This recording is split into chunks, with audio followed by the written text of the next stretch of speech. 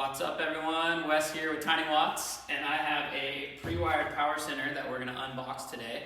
I want to show you guys what it'll look like when it shows up in this professionally built wooden crate. That way it got to you safe and sound. But a couple tools you'll need. We have a screw gun with a Phillips drive, and then a 5/32 T-handle Allen key with a 1/4 inch socket drive and 7/16 socket. So that's what we'll need to unbox our system, and I'll walk you guys through that process right now. Okay, so to get started, we got our wooden crate here. This just got delivered to your house or to your upfitter. We're gonna start with our screw gun, and I'm just gonna open this up. So pretty straightforward. We're gonna start with the top. Okay, so now we got our crate opened up, and you can obviously see we got a beautiful pre-wired power system here. This is for a Ford Transit, but it's gonna be the exact same process whether you got a Sprinter, Ford Transit, or ProMaster kit, and it's gonna be the same with our water systems. So now we got our 5/32 T-handle, and these are all just Allen wrench bolts, and we're gonna go around and open up each one of these. So engage time lapse. You don't have to watch me do that.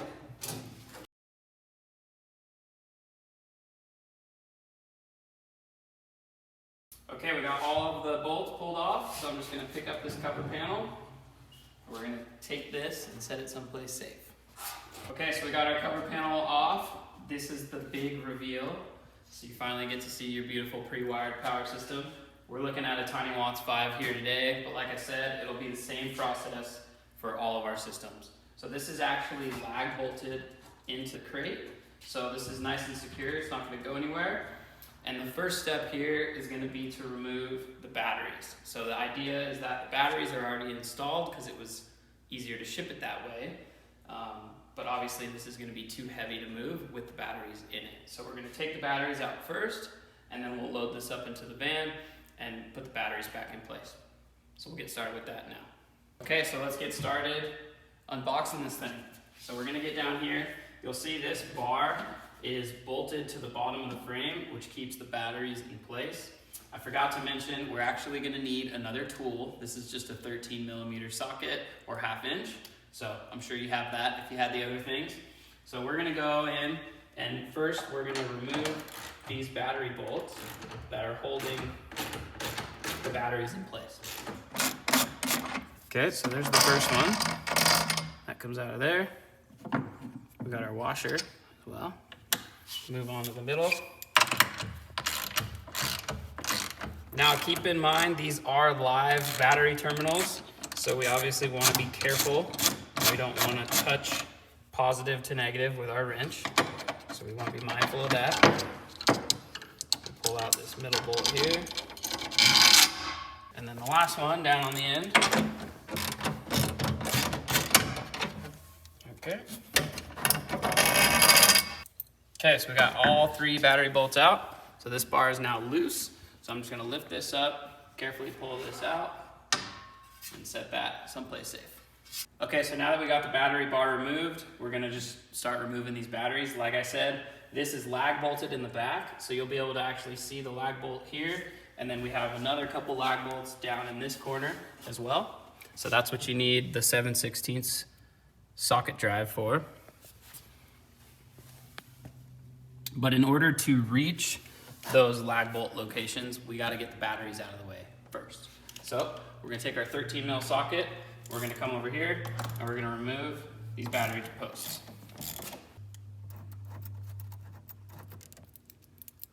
So we got that cable off, and I move down to the negative. And we got the negative removed. It's definitely best practice to set this bolt, thread it right back in there so you don't lose those. So we'll throw that negative back on. Put this guy back on. Now before we pick this battery up and just yank it out of place, we have to follow these BMS cables. So these BMS cables are special. We're gonna follow those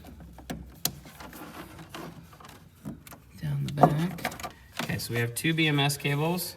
These are these threaded circular style connections. So we're just gonna unscrew these really carefully. So that's the one. You can see that just came out of the end of the battery. And then we'll follow this other one, which is down here a little farther. Same process. Okay, so you'll see 2 BMS cables coming out the end of the battery. We just removed our power cables. So this battery is now safe to remove, and it's got these little rope handles on the end. So we're gonna grab the rope handle on this side. We're gonna grab the rope handle on this side.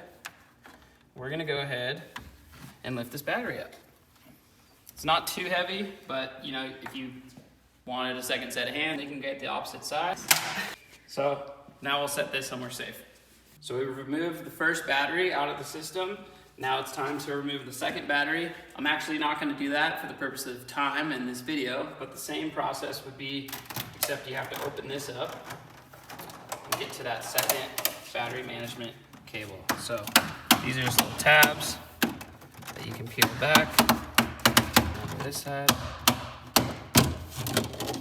And that will get us in here to this second BMS cable. This is actually zip tied, so I'm just gonna grab my zip tie cutter to cut that to get to it. But it'd be the same exact process. We're gonna unscrew that BMS cable, and this other one is already undone from the first round. So let's imagine we removed that second battery. Now we have this thing empty. There's no power connected to it anymore. And now we can get in here with our drill and access these lag bolts in the back. So we have one on this side, and we have 2 down here in the corner. Obviously, this battery is still in the way, but the idea would be to unlag bolt this from the crate, and now it's much lighter and easier to move with 2 people. So now let's imagine we removed this battery, we got this kit out, we set it in the van, and now it's time to start running all of our consumption wires in. I just want to give you guys a quick little walkthrough of where you're going to connect all of your DC circuits. So if you come over here, take a look at this DIN rail right here. We have everything we need right here on this DIN rail. So if you bought one of our split systems with the power center on one side and the water system on the other, it will have came with something like this, which is actually a 5-conductor cable that we've pre-cut and terminated the ends for you.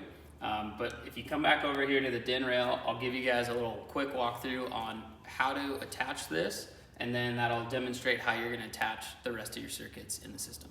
So like I mentioned, this is our 5-conductor harness that goes over to the other side of the van for the water center. So you'll see here we got H2O center. It's just color coded. So we got green, black, blue, white, and red. This is gonna be everything for your 12-volt water pump, your guzzle H2O, and the level sender on the opposite side of the van. So I'm gonna walk you guys through how we connect these circuits, and it would be the same process for all of your DC circuits here. So this is where all of your 12-volt stuff is gonna connect. And these are in pairs, right? So you have positive and negative 1, 2, through 13, because we already took some of the circuits and hooked them up to your 12-volt socket and your USB charger on the face of your power center. So anyways, for example, if you were to run your max air vent, let's say to circuit 1, you're gonna bring, your max air vent wires back here with your little screwdriver, and you're gonna put positive in the red, negative into the black, and that's it. So I'm just gonna walk you through that process for the H2O center, but again, it's gonna be the same for all your 120-volt circuits, for your shore power, and then we have our 24-volt and solar inputs up here. So let's go ahead and hook up the water center. We're gonna just make sure each one of these is loose. Just got a little screwdriver for each and every one of those. So we will have routed this through this opening here at the back of the kit. So you're coming out of your van wall, you're coming up through here, and we're gonna bring our wires in. So let's start with the red wire. We're gonna feed that into the hole here. Nice and simple. And then we're just gonna tighten this with our screwdriver. So we'll start to feel that snug up, just nice and tight. Give it another quarter turn. So past the pull test, we got our positive hooked up. It's gonna be the same process for the white, the blue, the black, the green, and then your water side is hooked up. So for example, Okay, so we talked about hooking up all of our DC circuits here. Again, these are gonna be for 12 volt miscellaneous loads like your vent, your fridge, your USB outlets, your heater, any 12 volt appliances you wanna run in your van are gonna be wired up to this column of DIN rail. Then you got your solar input. So this is from your solar wires coming down from your roof. So we're gonna have positive here and negative, and then you're gonna make sure to hit this circuit breaker on for your solar wires. Next one up, we have a 12 volt air conditioner outlet. So if you want to have a 12 volt air conditioner in your van, you're gonna just bring those number 6 cables back in here, and you're gonna feed number 6 into the positive and the negative into the negative side if you have a 12 volt air conditioner. Now, if you have a 24 volt air conditioner, we can come off of our 24 volt dedicated circuit, miscellaneous 2 or 3. You could also run a fridge, air compressor, or a heater, whatever other 24 volt circuits you have in your build. Then coming down here, we're looking at our shore power input. So again, you're coming from your shore power inlet outside, and you're gonna just bring those wires hot, neutral, and ground into your van. So everything is color coded, very easy to install. And then throughout your van, you're gonna have miscellaneous circuits. So I recommend running 2 circuits to your kitchen so you can have multiple high powered appliances in your kitchen. So we'll have 120 volt circuit 1, circuit 2, and circuit 3. And again, that's the hot, ground, and neutral for each one, color coded, so you guys can't mess it up. So that's where you're gonna land all your circuits. You can zip tie everything nice and clean down this vertical column and get off grid faster. So that's everything you need to know about how to hook up your circuits once you have this kit in your van. So we're gonna box this back up and get it shipped out the door. But again, you guys should be pretty well on your way to getting off grid faster. And of course, if you have any questions, just give us a call, and either myself, Savannah, or someone on our support team will talk you guys through the install. So enjoy. Okay, so one last thing I just realized when we were putting this kit back together is where your alternator connects. So if you come take a look back here, you'll see where we have this rubber boot just zip tied loosely in here. So that's meant for you to just come in and snip this zip tie. And then this is the positive connection point where you're gonna land your alternator, is the one that this boot is zip tied around. So you'll just bring your positive alternator cable in, land it here on that post, then you'll bring your chassis ground cable in, and you'll just land it over here on this negative post. So pretty straightforward, but I just wanted to touch on that real quick. Okay, so you'll also notice this small white box inside your power center enclosure. This is your touchscreen. So this touchscreen comes with an HDMI and a USB cable. Obviously, this is only, 5 or 6 feet long. So we included a USB and HDMI extension cable in your phase 1 kit. So you should have already had that routed in your walls, and you'll bring that back into your power system and you'll connect it to these cables. So this will just go up here. In this corner is the Servo GX, and that's where your HDMI and your USB extension cables are gonna connect. Okay, so back here you'll see the Servo GX, and up top there's an HDMI and there's a USB input, and that's where you're gonna route your extension cables.